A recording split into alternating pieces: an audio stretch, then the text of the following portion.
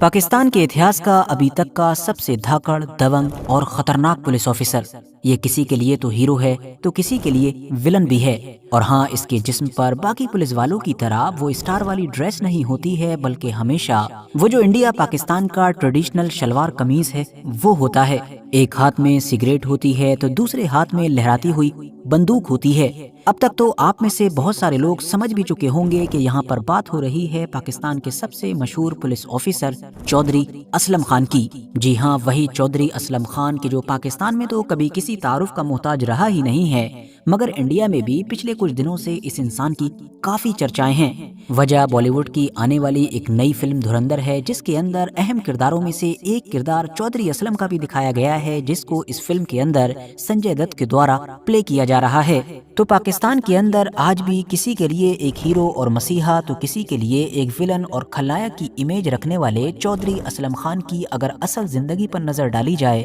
تو ان کی کہانی 1963 اور 64 کے دور سے شروع ہوتی ہے کہ جب پاکستان کے ایک پروونس خیبر پختونخوا میں ان کا جنم ہوتا ہے۔ بعد میں یہ اپنی فیملی کے ساتھ یہاں سے کراچی شفٹ ہو جاتے ہیں اور صرف 20 سے 21 سال کی ایک کم عمر میں ہی پہلی بار پولیس کو جوائن کرتے ہیں۔ 1984 میں انہوں نے ایک اسسٹنٹ سب انسپیکٹر کے طور پر سندھ پولیس کو جوائن کیا تھا اور اس کے بعد کراچی اور بلوچستان کے کئی الگ الگ پولیس اسٹیشنز پر ڈیوٹی دیتے رہے۔ چودھری اسلم خان کی پاکستان کے پورے پولیس ڈپارٹمنٹ کے اندر جو اچانک سے شہرت پڑنا شروع ہوئی وہ 1994 کے دور سے شروع ہوئی کہ جب ان کی پوسٹنگ کراچی کے ایک مشہور گلبہار نام کے علاقے میں ہوئی تھی۔ یہیں سے ہی چودھری اسلم خان کے کام کرنے کا جو ایک دبنگ اور نڈر طریقہ تھا وہ پہلی بار گورنمنٹ اور پورے پولیس ڈپارٹمنٹ کی نظر میں آیا تھا۔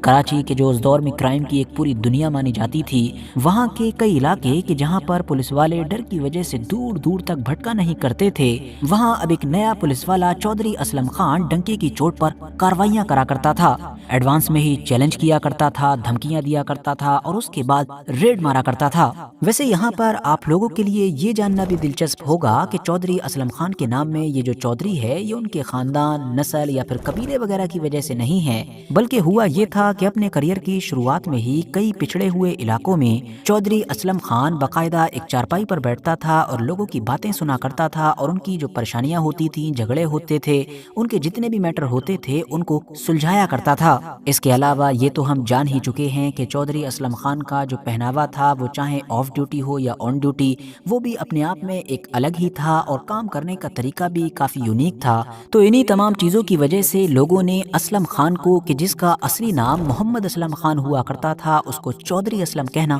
شروع کر دیا۔ اب محمد اسلم خان کو بھی یہ چودھری اسلم کافی پسند آیا، اسی لیے اس انسان نے یہ نام ہمیشہ کے لیے آپٹ کر لیا۔ 1993-94 کے دور سے لے کر 1997 تک چودھری اسلم خان نے ایک کے بعد ایک اتنے زیادہ انکاؤنٹر کیے کہ اب چودھری اسلم کو پاکستان میں ایک انکاؤنٹر اسپیشلسٹ کہا جانے لگا تھا۔ حیرانی کی بات تو یہ ہے کہ لگاتار کیے گئے ان حد سے زیادہ انکاؤنٹرز کی وجہ سے ہی ایک کیس میں تو غلط آدمی کے مر جانے کی وجہ سے چودھری اسلم خان کو خود ہی جیل جانا پڑ گیا تھا۔ حالانکہ 18 مہینے جیل میں رہنے کے بعد کورٹ کی طرف سے چودھری اسلم اور ان کے ساتھیوں کو اس معاملے میں بے گناہ مانتے ہوئے رہا کر دیا گیا تھا اور سسپینڈ ہو چکے چودھری اسلم اپنی ڈیوٹی پر بھی واپس آ گئے تھے۔ مگر اس بار یہ جو چودھری اسلم کی واپسی ہوئی تھی یہ پہلے سے بھی زیادہ طاقت کے ساتھ ہوئی تھی، کیونکہ اب تو گورنمنٹ کی طرف سے ان کو سب سے بڑے معاملے دیے جانے لگے تھے۔ ان کو سن 2000 کے بعد کے اسی دور میں ہی لیاری سے گینگ وار کو نپٹانے کی بھی ذمہ داری دی گئی تھی۔ اس دور میں لیاری کے اندر رحمان ڈکیت اور نہ جانے اس کی طرح کتنے گینگز ایکٹیو تھے جو آپس میں ہی لڑتے رہتے تھے، ان سبھی کا ہی اس دور میں صفایا کرنے کا بیڑا اٹھایا تھا چودھری اسلم خان نے۔ اب ویسے تو رحمان ڈکیت نے چودھری اسلم خان جیسے ماہر پولیس والے کو بھی کئی بار چکما دیا، بہت پریشان کیا، ایون ایک بار تو چودھری اسلم خان گولیاں لگنے کی وجہ سے بالکل موت کے منہ سے واپس آئے تھے۔ مگر کیونکہ پھر چودھری اسلم خان نے بھی اپنی زندگی کا سب سے بڑا مقصد ہی یہی بنا لیا تھا کہ رحمان ڈکیت سے نپٹنا ہے، اور 2009 میں رحمان ڈکیت کا اس کے کچھ ساتھیوں کے ساتھ انکاؤنٹر کر بھی دیا گیا تھا۔ رحمان ڈکیت کے بعد چودھری اسلم نے اس عزیر بلوچ اور اس کے گینگ کے خلاف بھی بڑا آپریشن چلایا تھا کہ جس عزیر بلوچ نے ہی رحمان ڈکیت کی گدی کو سنبھالا تھا اور وہ اس سے بھی بڑا گینگسٹر ثابت ہوا تھا۔ لیاری کے اندر چودھری اسلم خان کے دوارا جو ایک بڑا آپریشن چلایا گیا تھا اس کے فوٹوز اور ویڈیوز تو پاکستان کے علاوہ پوری دنیا میں ہی وائرل ہوا کرتے تھے اور لوگ دیکھ کر حیران تھے کہ کس طرح سے ایک پولیس والا بنا کسی بلٹ پروف جیکٹ کے بلکہ بنا ڈریس کے ایک نارمل شلوار قمیص کے اندر کیسے آپریشن کو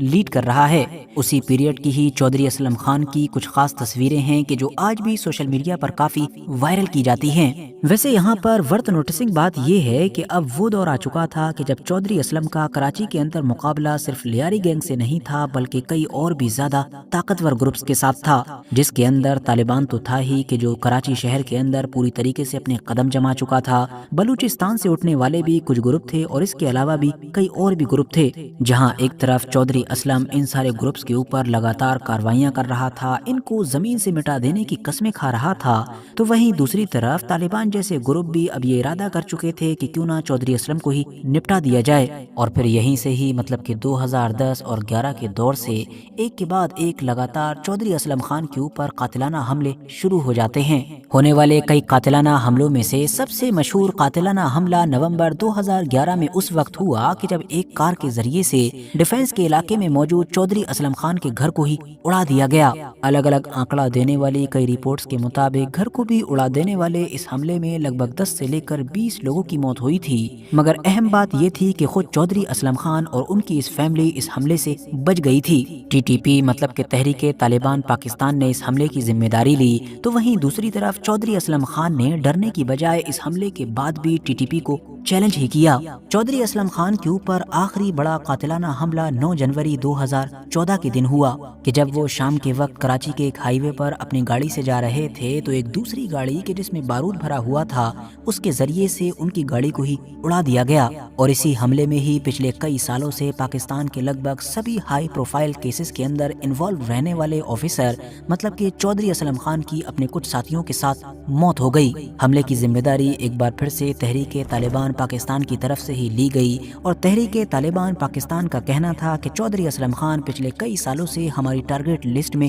پہلا نام تھے۔ ویسے دوستو یہاں پر ایک اور چیز بھی مینشن کرتے چلیں کہ 2017 میں انٹرنیٹ کے اوپر ایک ویڈیو وائرل ہوا تھا کہ جو پاکستان کی طرف سے کیا گیا تھا۔ یہ پاکستان کی قید میں موجود ایک انڈین سٹیزن کلبھوشن یادو کا ویڈیو تھا کہ جس کے بارے میں پاکستان یہ دعویٰ کرتا آیا ہے کہ اس نے کلبھوشن یادو کو بلوچستان سے اس لیے گرفتار کیا ہے کیونکہ یہ ایک انڈین جاسوس ہے، جبکہ دوسری طرف انڈیا ان تمام آروپوں کو خارج کرتا آیا ہے۔ تو اسی کلبھوشن یادو کے وائرل ہونے والے ویڈیو میں کلبھوشن یادو کو یہ کہتے ہوئے سنا جا سکتا تھا کہ چودھری اسلم خان کے قتل کے کیس میں انڈیا انوالو ہے، مگر بعد میں پاکستان کے اس ویڈیو کے جواب میں انڈیا نے کہا تھا کہ یہ ویڈیو ڈاکٹرڈ ہے، اور اس کے علاوہ ویسے بھی کلبھوشن یادو سے اس طرح کے بہت سارے بیان فورسفلی دلوائے گئے ہیں۔ یہاں پر ایک اور دھیان دینے والی بات یہ بھی ہے کہ بعد میں ہونے والی ایک انویسٹیگیشن میں یہ بھی کلیئر ہو چکا ہے کہ دراصل چودھری اسلم خان کی موت کے کیس میں ان کا جو خود کا ڈرائیور تھا وہ بھی پہلے سے ہی ٹی ٹی پی سے ملا ہوا تھا۔ تو دوستو یہ تھی چودھری اسلم خان کی پوری کہانی۔ امید کرتے ہیں کہ آج کی اس ویڈیو کے ذریعے سے آپ لوگوں کو